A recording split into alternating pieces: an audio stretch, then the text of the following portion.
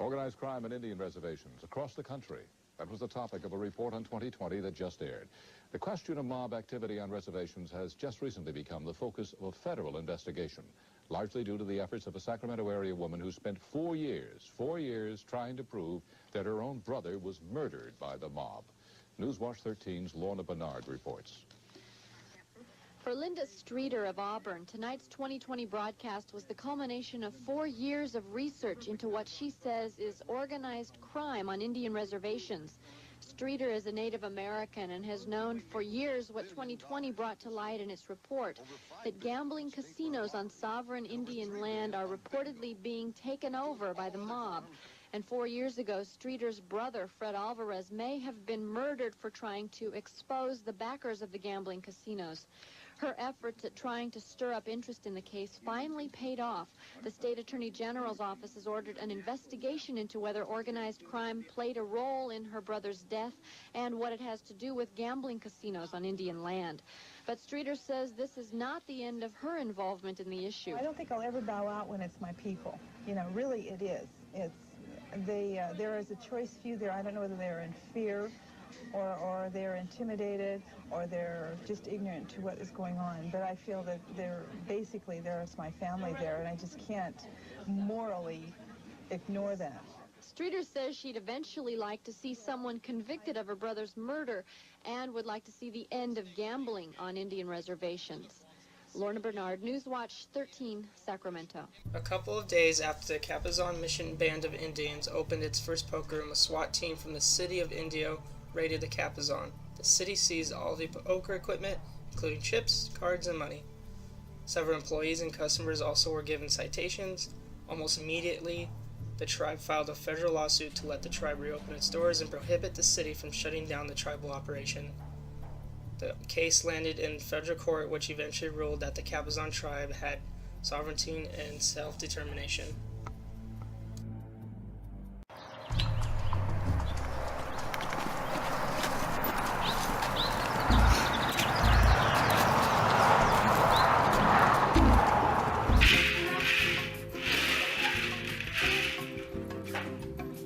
B12.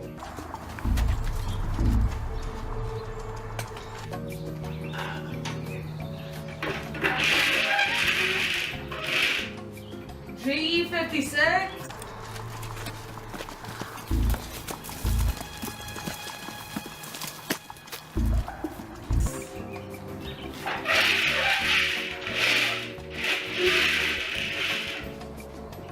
And 32.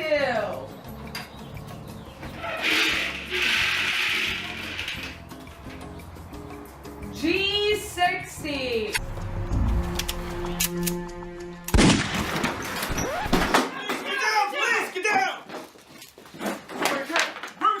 Police, we got a warrant for your arrest for illegal gambling. This is a sovereign nation. You can't do that.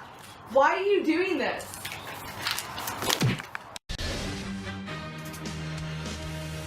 You are about to enter the courtroom of Judge Judith Scheindlin. The people are real. The cases are real. The rulings are final. This is Judge Judy. Doug Feldman is representing the Cabazon Mission Band of Indians in the case of suing the state of California, represented by Roderick Eugene Walton for illegally shutting down bingo games. Everybody rise for...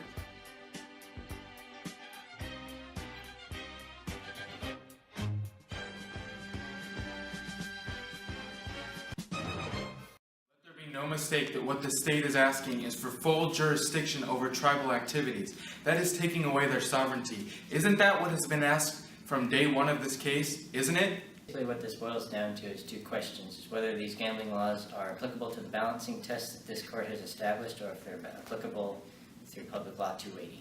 Under state law, organizations and groups are able to sponsor charitable bingo, but Indians are not among that group. So they are not even able to sponsor charitable bingo. That's not the question here. We're addressing the fact whether or not a sovereign government can support itself by generating revenue through these bingo games. Isn't it true that the tribes rely on the proceeds from these games rather heavily, in fact? Yes, this is true. There's only 25 members in the Cabazon Mission Band of Indians, and this is their primary source of revenue.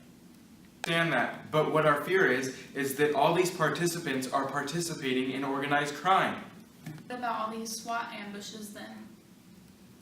On 2 different occasions, we sent in SWAT teams under the suspicion of organized crime. What about these moles I've heard about? We sent in teams to investigate whether the pot size was within the legal limit. What is the legal limit? The legal limit for California is $250, and we have it on record that the average person pays $84 per evening. It sounds like it's just California that doesn't trust this band of Indians. That's not the case. We just feel that what they have been doing has been conducted illegally. The Interior Department does have guidelines for these bingo games, doesn't it? I believe this is where the confusion is coming from. The Secretary of the Interior has created guidelines for Indian gaming, and the federal government certainly supports them, but they do not regulate tribal gaming. Nothing has been done. It's in California's best interest to limit charitable bingo. Historically, that has been the only basis for state prohibition or regulation of gambling. Yes, we believe that the bingo games are attracting organized crime. You want to regulate to stop organized crime? I believe so, yes. Can we talk about what's really going on here? Sure. What's actually going on here is California is trying to shut down a government by preventing them from making any revenue, which is essentially an act of war. The bingo games aren't charitable in the sense that the California state lottery and the horse race betting are keeping our extra income. The bingo games are actually keeping the tribe alive. If that's the issue, why is California trying to act before the federal government? Our only interest was to prevent more organized crime. We have it on record that there was no increase in organized crime at all. Let's talk about that. There is no evidence of organized crime. But And the federal government has clear jurisdiction over these activities. this is bullshit. You know what? No. California does not get to say what's what here. I rule in favor of the Cabazon Indians. This is bullshit. I'm gonna hold you to contempt of court. Bullshit!